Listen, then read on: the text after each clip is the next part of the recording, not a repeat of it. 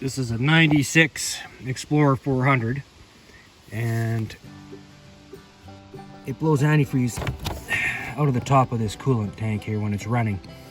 So this machine was overheated, and now it's got a blown head gasket. So that's what I think it is. So I'm gonna have to take all the plastics off the rack, get down to the top of that motor and see if I can put a new gasket in there. So there's 4 screw bolts that hold the rack on, and then you're going to want to take these bolts out here and there, and also here and here, and you're going to want to disconnect this flare on both sides and disconnect on the corner up here. And then what else holds this plastic on? Take this off on both sides. You'll have to take your gas tank lid off, and probably have to take this off because I don't know if this will fit around. I might be able to just pull it straight back. Guess I'll find out. Well, I thought I was gonna have to take that off, but it looks like the previous owner decided that a hacksaw was an easier solution. Next, I have to take the petcock off. The gas tank won't come out because it's got so many lines on it here. But if I take this line off, maybe on the carb side, and take the faceplate off, I should be able to just pull out the gas tank. Now there's a couple bolts, but other than that, it should come out. All right, now we're looking at the top of the motor here.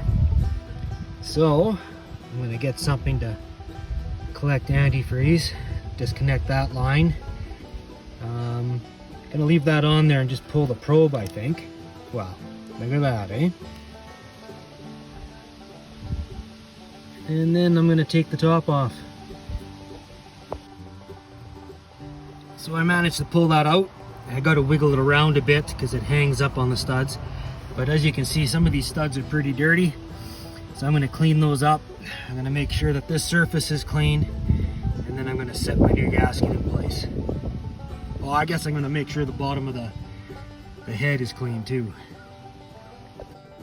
So here we are looking at the old head gasket and the bottom of the head. And you can see it probably was blowing through. I've cleaned up the surface on the head as well as the top of the cylinder. So I'm going to put the gasket in and torque it down. So this goes on ridges down. These things have like a dimple around them, but the ridges go down. Then there's a little tab, and it goes to the front. I'm going to put the head on it, and then I'm going to go and see what this is supposed to be torqued to. Alright, so I have it sitting in place, and I'm going to put the nuts on and just snug them up. And then I'm going to work my way.